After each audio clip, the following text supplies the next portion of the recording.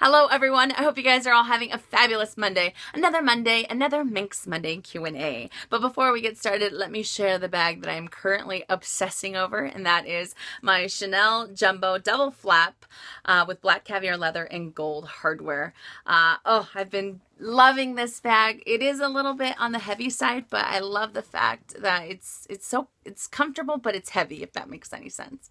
But what have you. All right, so let's get started with the very first question from DM4. I have heard of Chanel and Louis Vuitton sending letters to customers saying they can no longer purchase from them. I read something about this on the Purse Forum. What causes a designer to ban someone from purchasing from them? Luckily, this has not happened to me. I'm just curious, is it constant returns? Yes, it is. From what I have read up on the Purse Forum and just feedback that I've gotten from a few people, it is constant returns.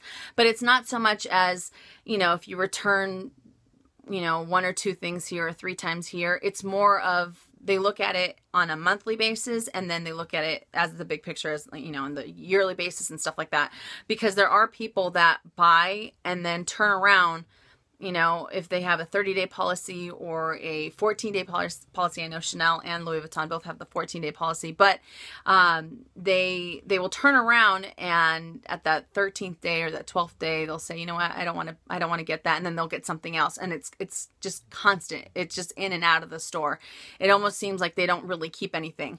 I myself have returned things. I try my hardest not to, but sometimes you can't help it. You might fall in love with it at the boutique or at the store, and then when you get home, when you're in a comfortable setting, I feel that you can really assess a product. So to a certain extent, I get why people return. I understand why I return, obviously, because even though I'm not intimidated by the sales associates or anything like that, I still like to be able to break it down and be comfortable in my own home, if that makes any sense. So, some people just totally take advantage of that. It's buy, return, buy, return, buy, return. And then if you were to look at how many purchases they have kept versus how many returns they have, the scales are completely tipped in a different direction. So yes, to answer your question with a simple answer, yes, I believe it is because of constant returns. I also read that a person was having issues with the manager and the sales associates, so they were extremely rude. So they were very diplomatic in the way that they were able to explain to them why they didn't want them in the store. They weren't rude. They weren't mean. They're looking out for their store. They're looking out for their employees. So I understand that part as well. But yes, constant returns. So, like I said, you can try your hardest not to return stuff, but sometimes you're in the moment, you live for the moment, and then you get home and you're like, crap, I need to return this, So, so just be careful on how many returns you do monthly, yearly, and things like that. Okay, 408 California 408. Why don't you have any Epi in your collection? And if you ever get Epi, what bag and what color? I just got my first Epi a few weeks ago, and I love it. I have had Epi in my collection, not a bag. I have had 2 zippy organizer wallets, one in the Noir, and I also had it in the Carmine. And I had a small PM Agenda in the Carmine as well. I am a fan of Epi. What I don't like about Epi is some of the colors that they come out with. Because it has that texture to the leather, it doesn't really let for the color to really be pronounced, to be really vivid. I think Vernis does a better job of that. But at the same time, I like that you're carefree with Epi. I love that it's leather. I love the fact that you do have color, but I'm not a fan of the colors. I do like some of them, but I'm not in love with them. There is one that I do like. Obviously, I like Carmine. Carmine, the red is a beautiful red, and it really pops with the Epi. But I think it would be a red bag. Some of the pinks that they have, they're too muted. I feel like with Epi, it's a little bit more muted. So I would prefer black, but then again, I don't want another black bag, if that makes any sense. But I would probably I would get an Alma, I think. I would get an Alma. I'm a sucker for Alma. Or maybe if they redid the Speedy and Epi, I don't know, probably not. But I think Alma. Alma, and I would get red unless they had this magnificent can't live without pink with silver hardware. I think that would look fantastic. Okay, Elaine O'Brien. I have a question for you. I'm thinking of getting the Chanel wallet on chain, but I'm really short, 5'2". Do you think the chain would be too long for me?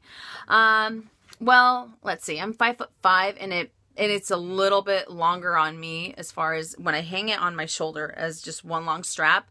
It's a little bit longer on me on my, it's past my hip. So I would assume it's a little too long for you. But the best thing about the wallet on chain is the fact that it's so versatile that you can change how you wear it.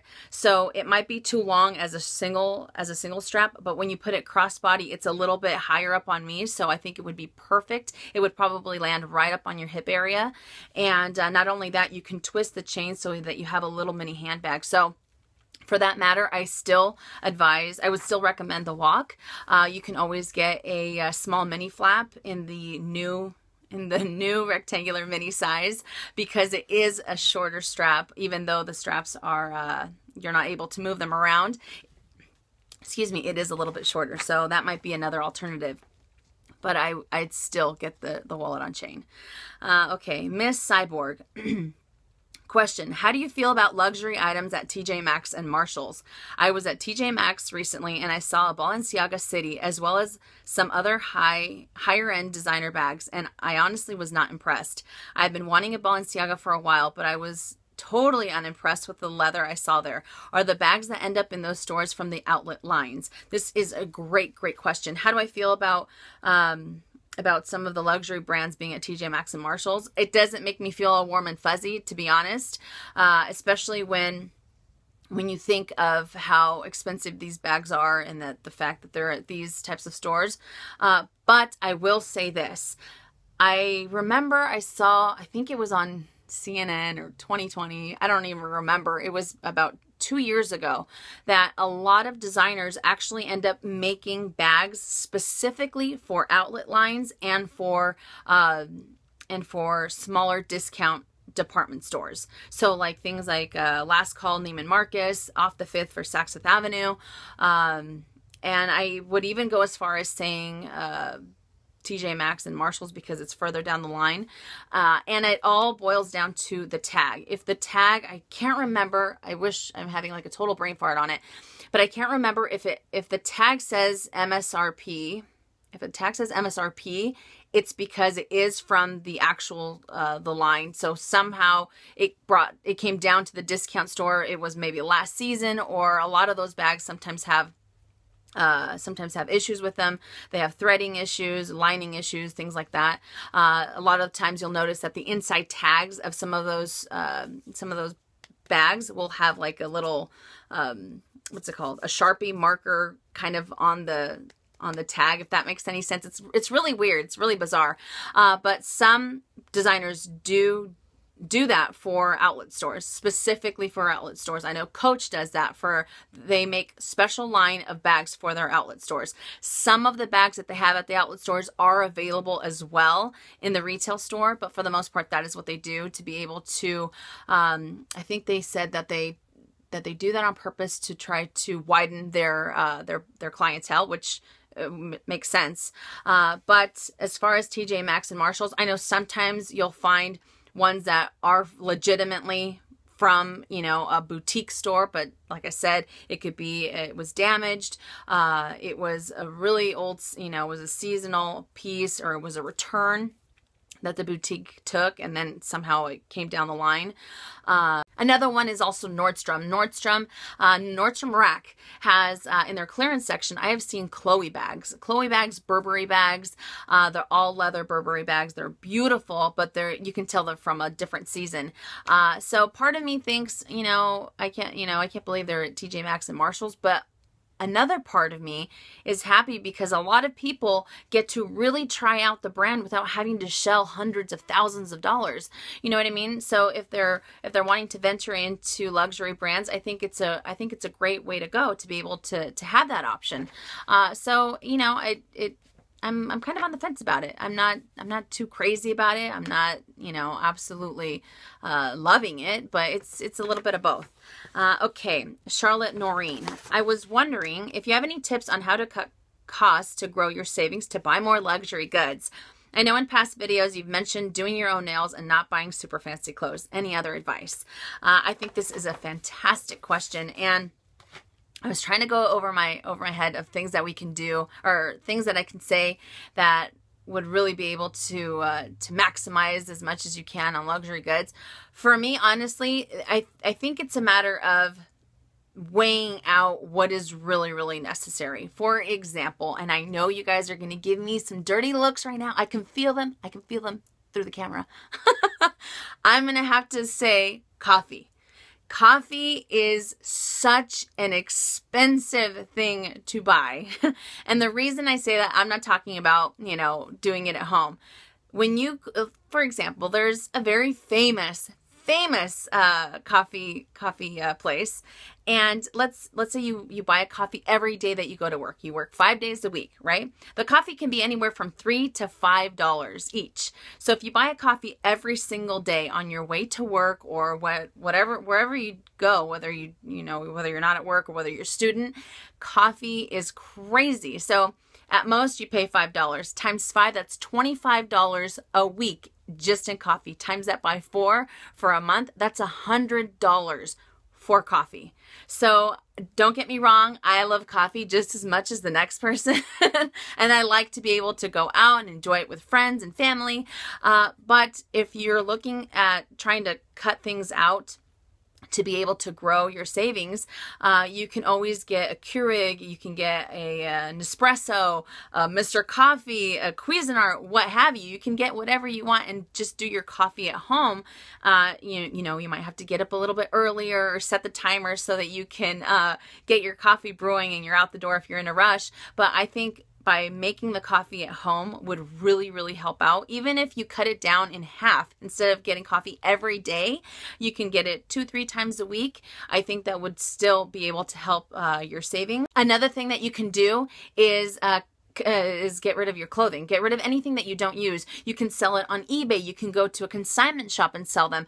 I mean, I'll even go as far as saying you can have a block garage sale. I know some people, again, might think that that's tacky, that's trashy. I don't care, because if you have clothes sitting there, if you have equipment, if you have, you know, just a ton of different items in your house that you don't use, instead of throwing them away, you're able to sell them for maybe $5, $10, and, you know, 5 times 5 plus, you know, 10 items, then you have $50, and then you go from there. You have so many different options that you can do. Like I said, eBay, I don't recommend doing luxury goods for eBay, but I think that eBay is really great for everything else, you know, because people are looking to be able to buy those things without having to go through Craigslist. Craigslist freaks me out. I don't know about you guys, if that freaks me out, but that's something that you can do as well. But, you know, consigning your clothes, sometimes I will give my clothes to Goodwill or my items to Goodwill, and other times we'll have a block garage sale, and those are huge because, you know, everyone and their mother ends up coming. But I don't mind having garage sales. I think they're fun. Me and my mom have them, and I feel like it's our own little store. And I don't know, I don't like having them because of what it is. I like having them because I get to spend time with her, if that makes sense. But, you know, just get rid of anything that you don't need. If you love your bag, you think it's beautiful, but you don't use it, get rid of it. Put that money towards another bag. But I think those two would be the best things that I can honestly suggest. I used to love getting my nails done, but it got so pricey, I couldn't do it anymore. What else?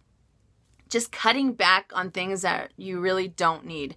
I'm trying my hardest not to buy makeup anymore or eyeshadows. I have a million eyeshadows, but I only use the same like 20.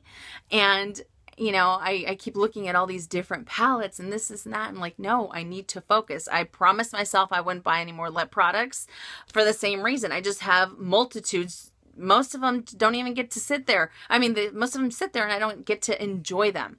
So I would suggest just eliminating things that you don't need, consigning them, selling them, whatever you can do, and little by little, all those, you know, $5 here, $2 there, $3 there, all of that adds up.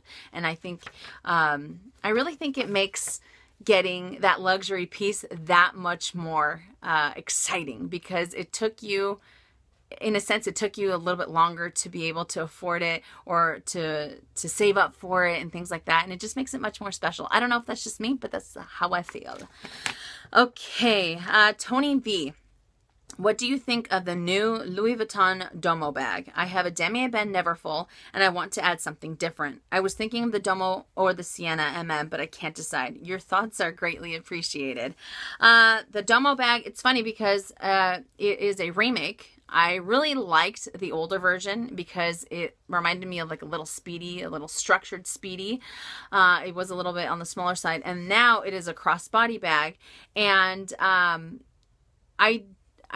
like it, but I don't. It kind of reminds me of the Gia as far as the body goes. And I like the 2 zippers that it has, but I'm not too big of a fan on it. I feel, I don't know. I'm not, I think out of the 2, I would go for the Sienna. I think it's a little bit better.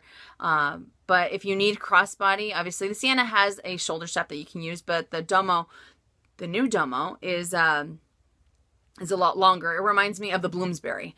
So it's a little bit longer, and you're able to wear it crossbody. So if you're looking for that, then I think it's a good option. But otherwise, I would go for the Sienna, in my personal opinion. Okay. T Shopham, I don't know if I'm saying that right. I am thinking of getting the Pochette Felice. What are your thoughts on this bag? All right, so the Pochette Felice came out recently from Louis Vuitton, and it reminds me of a canvas wallet on chain, but the Felice has, I'm probably saying the name wrong, the Felice has removable, it has 2 removable compartments. It has a removable coin pouch and a credit card holder. It's a little flat piece of leather, and then you have, I believe, 8 credit card slots, or 6 if I'm not mistaken, and it has a longer chain. It retails for $925 for the canvas option, but like I said, it does remind me of the Chanel wallet on chain. I don't know, I think the wallet on chain is still a little bit longer. At $925, no way. For canvas, And the fact that you have those 2 items that you have to put inside kind of takes away from how, it's already a small little bag. It's very narrow. So now that you have those 2 items, you can either take them out or put them in. You still need something to put in your credit cards or things like that. So I think it takes away from how much you can fit in there. I personally think it looks better in vernis versus the canvas because it's only available in the monogram canvas. But no way. $925 for canvas? Nope. But I do like it in vernis. I think it's a little bit more worth the price in vernis. But it's very cute, and I like the fact that it does have the envelope outside. It's cute. It's a cute bag, but I think the price tag is a little crazy. Okay, Julia Demmer. When do you expect the next Louis Vuitton price increase to happen? Never. I hope never. No, but because they had a price increase later, not later, but I think it was April or May, if I'm not mistaken, of this year. I think it might be right around the corner for November. And, you know, sometimes they'll have it April and October or May and November. So going back on the pattern, I think it might be anytime soon. Hopefully it doesn't. Hopefully it's not until next year, so we can get some fabulous Christmas goodies at the price that we want to pay instead of having to pay an increase. But you never know, especially because Chanel is right around the corner as well, and they've already started to increase their items. So I think it's coming. I think it's coming. Okay, Ross Rose, what are your thoughts on the monogram Petite Noe? I noticed it's the only classic you do not own. I already own the Pochette Métis thanks to your great suggestions, and it fits my lifestyle because I have a toddler. Is it worth buying, or should I invest in another Neverfull or a Neverfull Azure or a Ben? I already own the monogram in the Neverfull. You know, I like the monogram Petite Noe. I personally like the larger size in Epi, but I think they're great. They've been around for such a long time. The only downside to that bag that I will say is the fact that you have the drawstring. So if you're constantly getting in and out of your bag, I think that might be a pain in the butt to have to close the drawstring and then, you know, open it back up and repeat, you know, over and over again when you're trying to get inside of your bag, especially if you're shopping or if you're constantly getting in and out of your wallet. I think it might be a little bit of a problem. But other than that, there is no really, there's no other security to it, you know, so, unless you leave your bag completely open, I think most people would, you know, sometimes I've seen people that don't really close it all the way. They leave it somewhat open so they can get their items in and out a little bit quicker.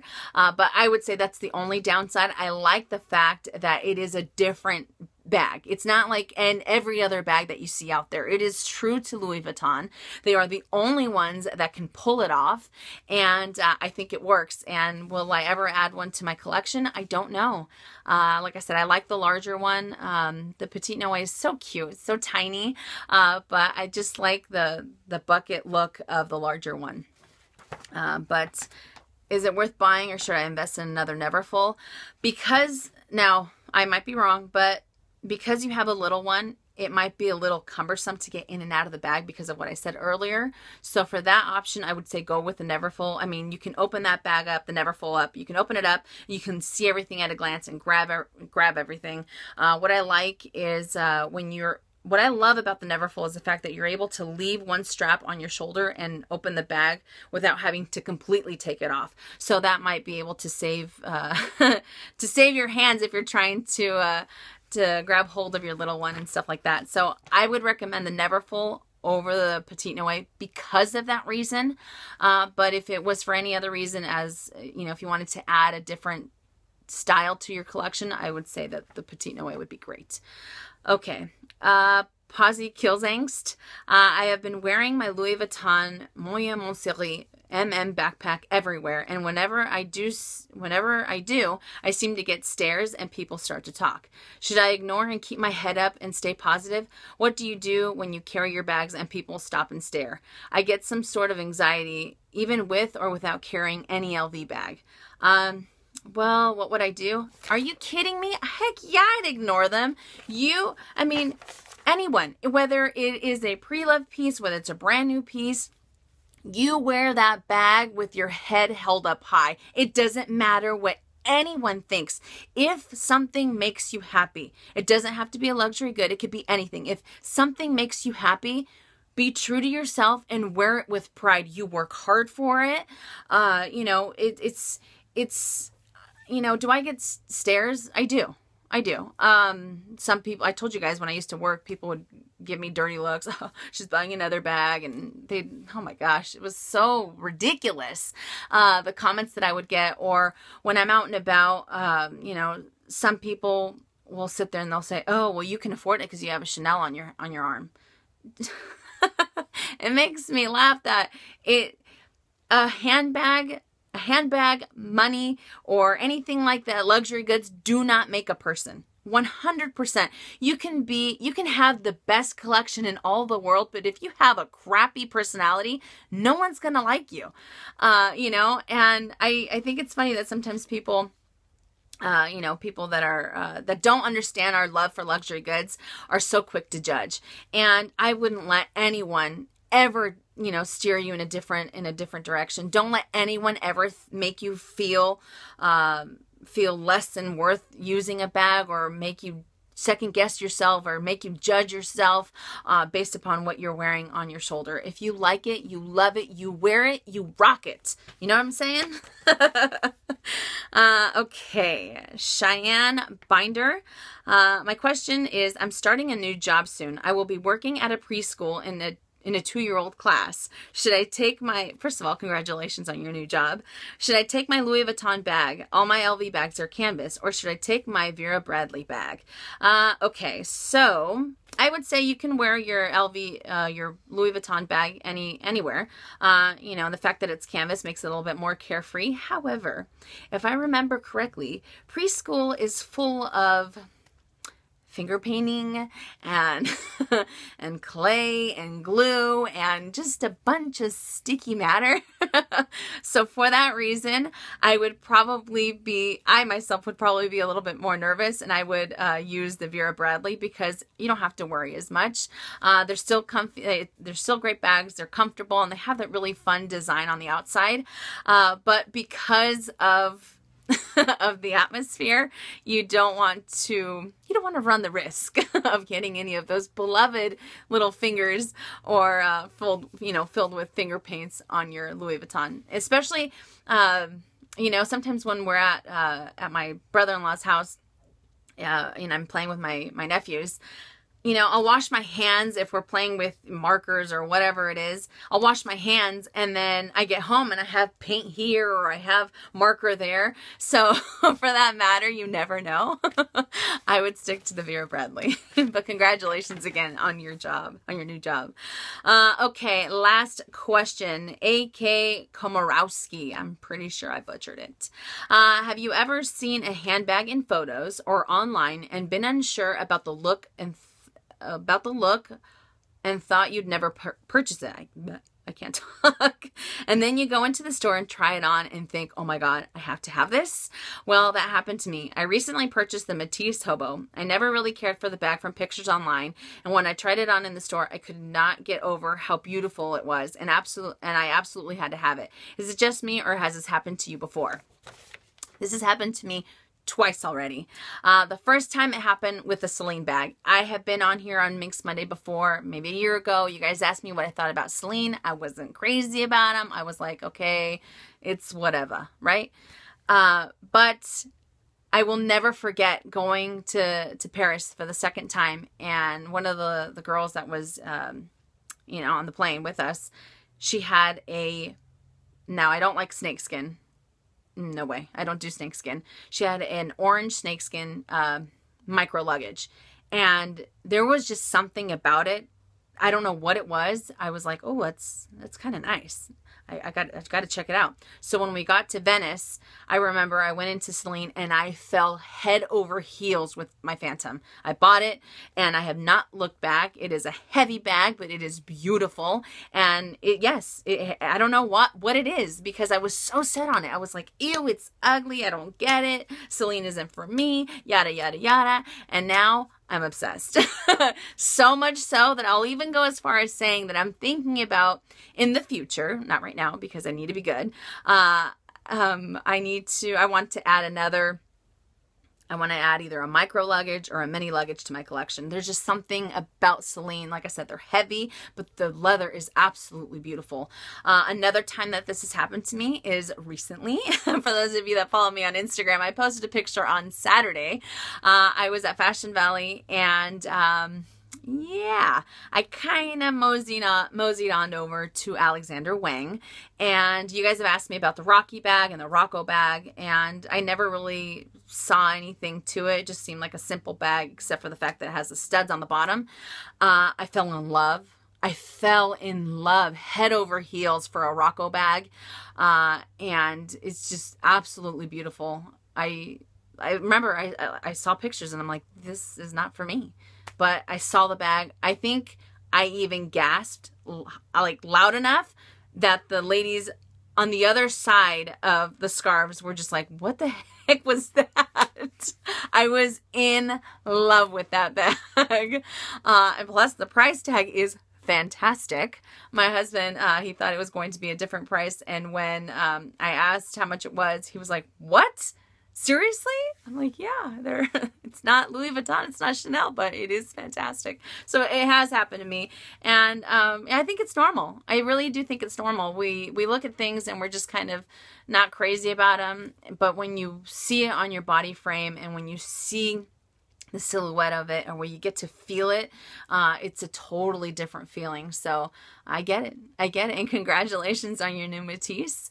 But that does it for Minks Mondays, you guys. I hope I didn't ramble on too long. I know I've been having issues with my camera trying to record this video, and my camera keeps dying, so it's probably going to be all cut up.